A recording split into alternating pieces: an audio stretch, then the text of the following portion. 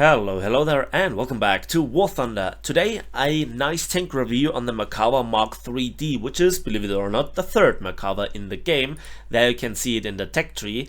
I got this tank for a 140 days test drive from Gaijin Entertainment, so this is fully upgraded. I did not pay for it, I did not play for it.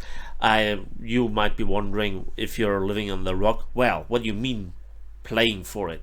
Well, currently you can get your hands on this tank by playing obscene amounts of numbers in the ongoing event marathon that is called Wargame Strategist.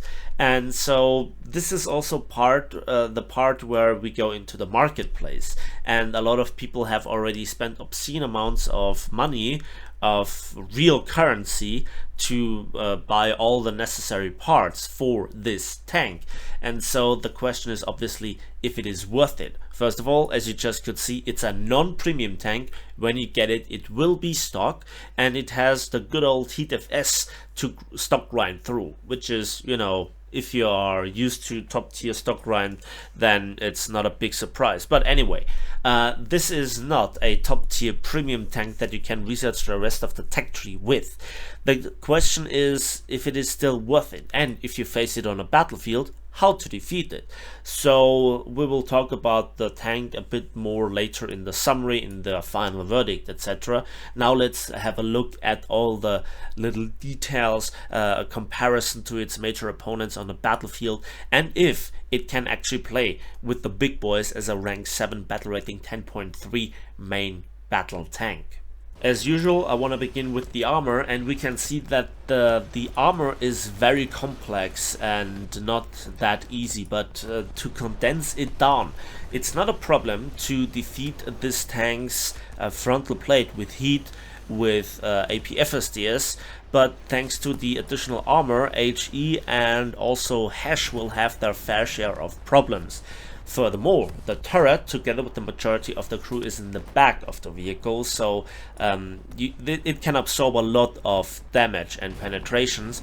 However, just to pen this tank doesn't not necessarily mean that you deal significant or knockout damage to this tank. More about this in a moment. So the front is very angled, some shells might deflect, some shells will bounce around on the outside, on the inside. The same goes for the turret, which is very big, long and spacious, but you still have here the gun breech and the gun barrel. However, the turret ring, which is a big weakness on the majority of other tanks, it's not that easy to hit. As you can see, the frontal plate is going up and then going down, where then the actual turret ring is.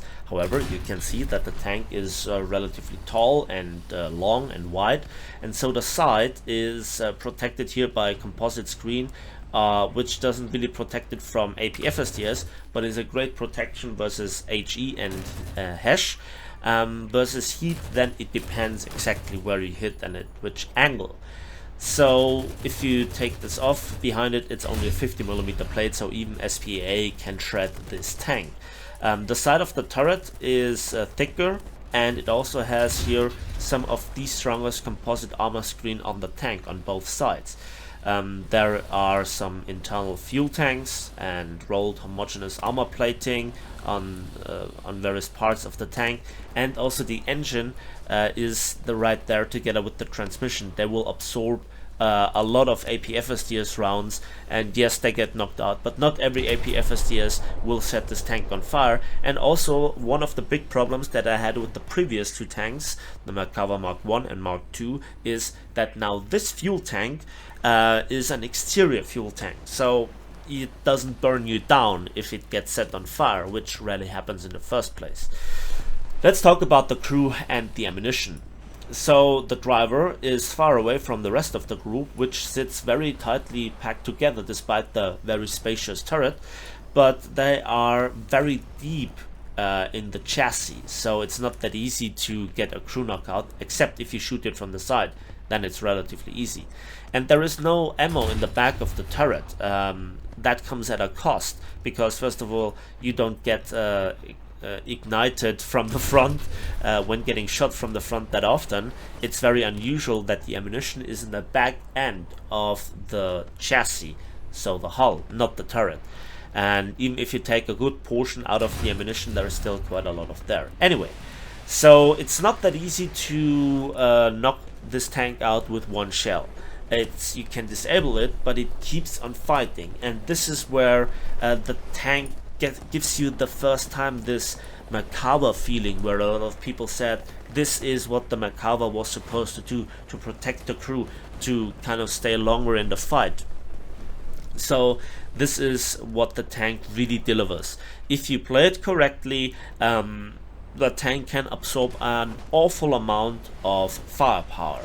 However, it's not guaranteed. The shell mechanics, thanks to the changes with the volumetric shells, etc., and how armor works on this tank, the various different angles, internal and external plating, etc.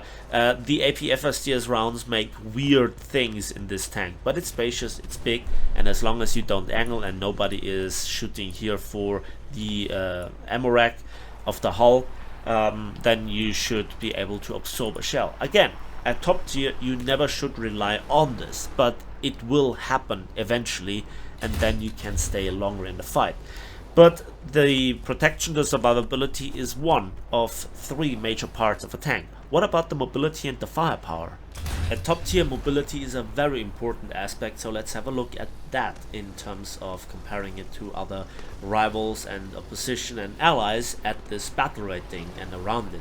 The Merkava Mk.3D has, with a 1200 horsepower strong engine, the second weakest in this comparison, although very often it's not that far off.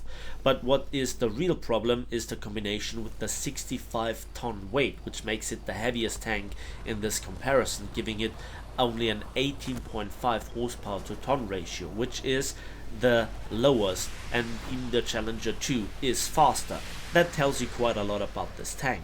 The top speed with 60 km per hour is okay-ish, while definitely the real speed is, like with all the other tanks, significantly lower on medium terrain.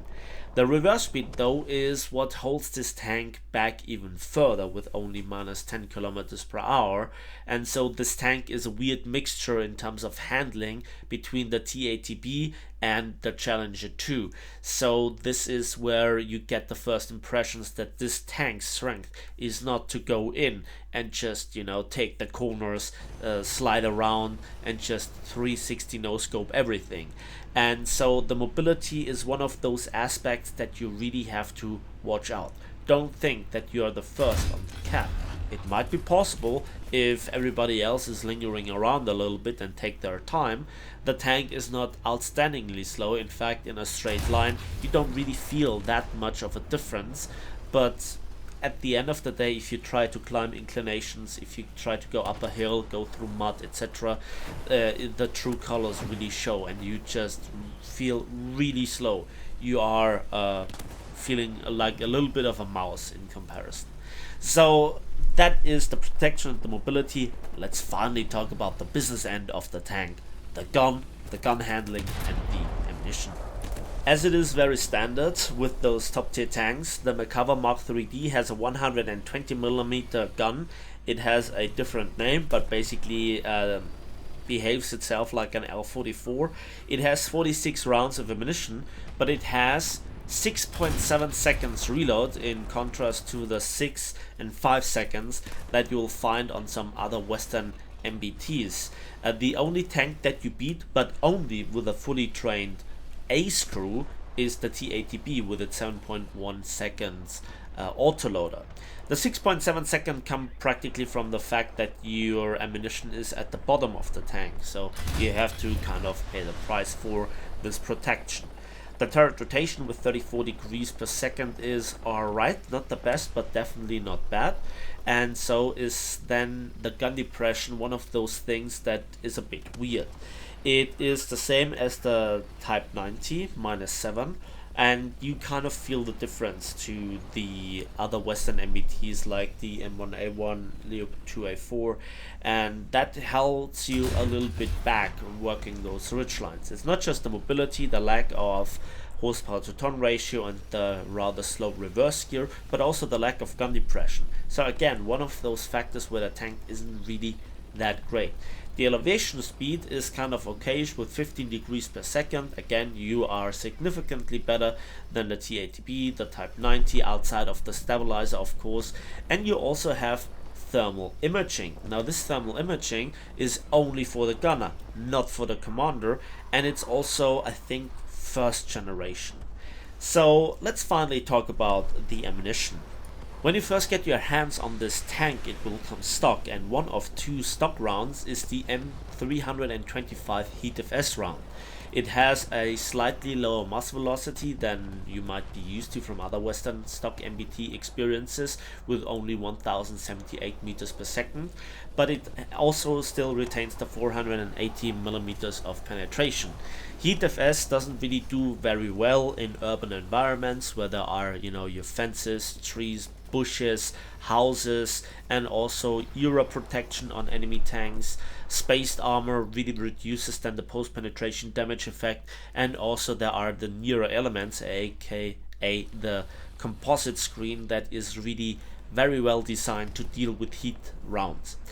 But you still can hull break enemy SPA and light tanks or certain lightly armored tank destroyers if you just splash them with them. The second stock shell is the M339 HETF. So this is a very special shell, although its use can be very debatable. So in essence, you range find a distance, and with the rangefinder you set the fuse, and then you shoot, and then the shell explodes, sending shrapnels everywhere. This can help you to just derp enemy potato trucks or open top vehicles that are behind cover where you just can't reach them with direct fire, although this requires a little bit of training. And you also can threaten some helicopters if they're hovering at long range. Then you can laser range find them, and because of the 900 meters per second you really have to do this because the drop is significant, especially at 4 or 5 kilometers distance. The problem is that a lot of the helicopters actually have a laser warning, and yeah, dedicated SPA is just better at doing this by, for example, guiding in missiles. But with this you really have a good chance of derping helicopters that don't have the laser range finding module at all, or not yet unlocked. So I think an HE VT fuse or the proximity heat round from, for example, the M1A2 is significantly more practical, but this one is good for derping around. And again, you don't have to unlock it, it's there for free. Another very important aspect is that it has up to 65 millimeters of kinetic penetration, and not just the 37 millimeters of penetration coming from the 3.66 TNT equivalent bursting charge. So this is something that you also have to keep in mind. Watch the numbers carefully and you can actually make more use out of this, but to be honest, it's not that practical, and that leads us to the one and only APFSDS round. And there it is, as a tier 3 upgrade, the M322 APFSDS round.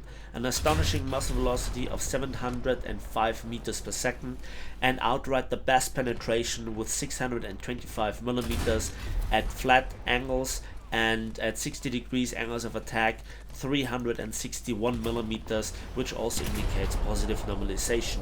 It is fast, it hits hard, and it pens a lot of the armor that other main battle tanks can't really touch. It doesn't pen everything, for example some cheek armor of Soviet MBTs, and also the Leopard 2F5 and the STRV 122 can absorb it, but when it comes to hull armor I think it goes through everything, maybe with the exception of some of the new T72 series. Anyway, this shell is the joint strongest shell. The Merkava Mk.3D shares it with the Swedish CV90-120 and the 3 Italian Centauro MGS, Ariete and Ariete PSO. And so a lot of those other tanks have significantly better mobility, have shorter reloads, and also have other tools to support their fighting capabilities. And that puts this tank, in my opinion, as a second line long range sniper, where it might really shine. Sure, the thermal imaging is not there for the commander. The thermal imaging for the gunner is, I think, first generation, and that then just puts this tank into an awkward place. So that then leads us to the final summary. So the tank has trolley survivability, has, when it's upgraded, serious firepower, and you can get it by playing, in theory, for free. So this makes the tank really desirable. But is it really something outstanding? Is it something that is the absolute king? Well, in a nutshell, top tier is so furious, so fast, so unpredictable at times that this is just effectively one of many tanks. Sure, I had its fair share of moments with it. There were situations that I probably couldn't have with other tanks, but at the end it just follows the same rules of every other MBT. The MBT that shoots first usually has the advantage. The lack of mobility and also the lack of reload, in contrast, just is not really that good. But again, it makes up for it with the enhanced survivability and also the lol pen shell. What do you think about this tank? I'm kind of split on the opinion. I think it's a fine tank. I think it's a cool looking tank. The rear mounted turret, all the machine guns, the HE, time fuse. It just has something special, something extra, but I don't think that this is good enough to go through all the pain. And remember, it is not a premium tank, and it will probably, very likely, have significantly higher repair costs in the future, so be warned about those factors. And that is the review on the Merkava Mk3D, and I hope you enjoyed it as much as I had making it. Please give this video a like, because you know it costs me a lot of time and work to do those reviews. Subscribe if you want to see more. Let me know in the comment section what you think about the presentation and the tank and the event. And as usual, we'll see each other on the waves, in the skies, and on the battlefields of War Thunder.